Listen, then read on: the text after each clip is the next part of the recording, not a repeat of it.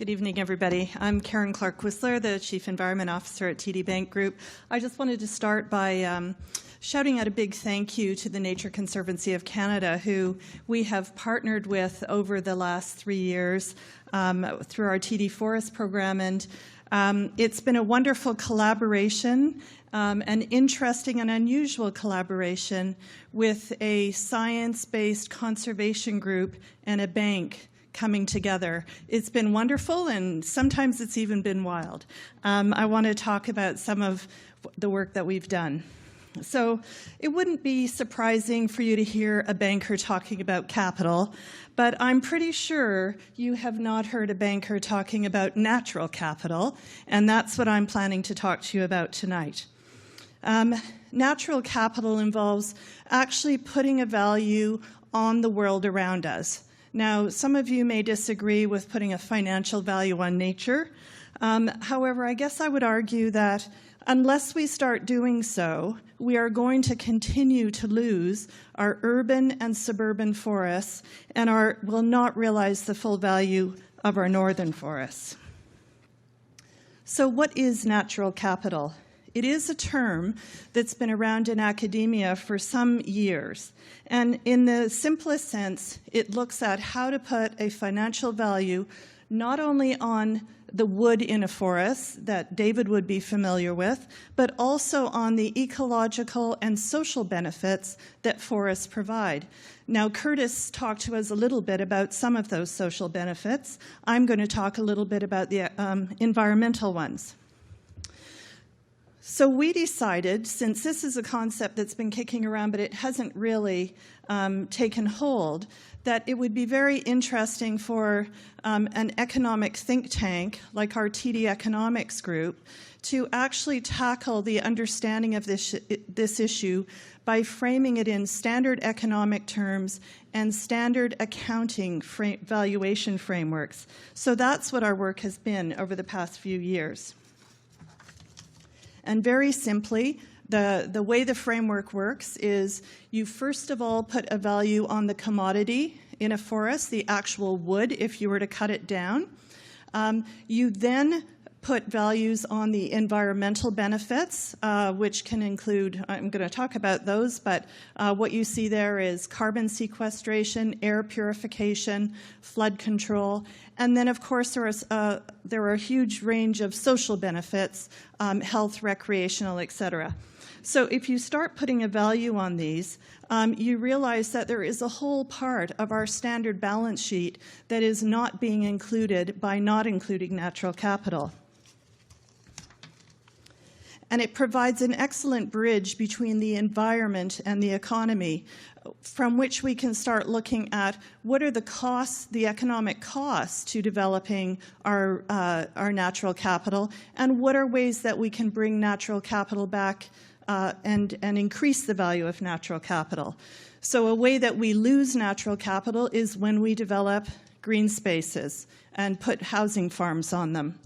A way you might bring back natural capital is through reforestation or even in an energy perspective through the use of renewable energy. And this is important because when you start totting up the value of natural capital, if you put it in the framework, a standard economic framework, our global GDP is valued at about $18 trillion per year.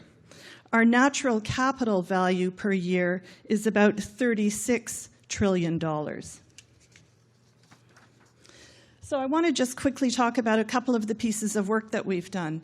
The first set of studies was looking at valuing the urban forests in a number of Canadian cities: Montreal, Toronto, Halifax, and Vancouver. So what we did is and it's quite data intensive, we looked at the value of the trees themselves and the benefits associated with reducing air pollution, moderating temperature, capturing carbon, and reducing the impact of flooding. And the results were pretty astonishing. In fact, for TD Economics, this paper was a bestseller. Now, we're not talking about pulp fiction here, but we had requests from literally all over the world. So if you look at just down a couple of the columns, let's pick my town, Toronto. The replacement value of the trees in Toronto is worth $7 billion. Every year, those trees contribute $80 million of flood protection, temperature control, air pollution reduction, and removal of carbon. $80 million every year for as long as those forests exist. And in every other city we looked at, we found the same numbers. Although it was interesting to also find that different forests in different cities provide different benefits. If you look at the numbers for Toronto and Montreal, where the urban forests are quite old and comprised of large trees that are slower growing, you see the main benefits provided by those trees would be flood protection through their deep roots and removal of air pollution through their canopies. If you look at a city like Halifax, and anybody a Haligonian here? No. Okay. Well, anyway, if you were, you'd know that the fires of Halifax destroyed a lot of the original forest, and much of the forest of Halifax is new. Those are young, fast-growing poplar trees. So those fast-growing trees are sequestering carbon much more quickly than in the more mature forests. And then Vancouver, well, we all know Vancouver is just in a world of its own. Lots of trees, mature and young. So that was fascinating. And as I said, we continue to have requests, and no, we haven't done the analysis of Ottawa, but it is on the list.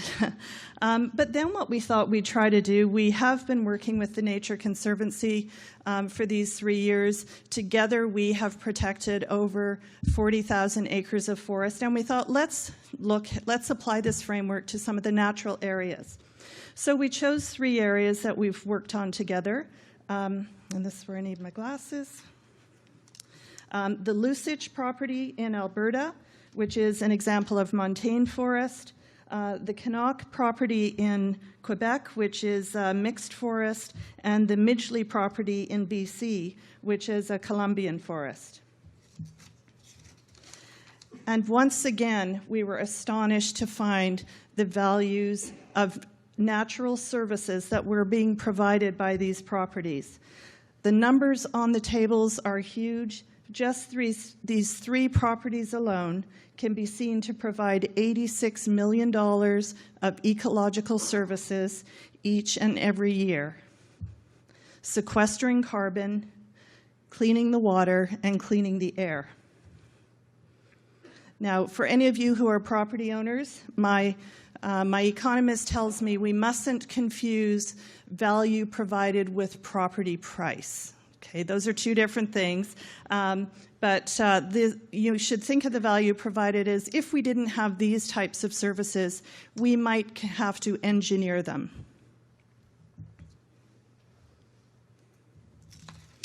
So this work is still work in progress. We have lots more to do, but for us, the analysis of natural capital has provided a lens that has not typically been considered in economic, let alone accounting terms, and we feel it's a very important piece that's being missed. It's not currently considered in any municipal decision-making, and yet what we know is that it's a vitally important part of the equation for livable cities, for our future Canadian economy, and for the planet. Thanks a lot.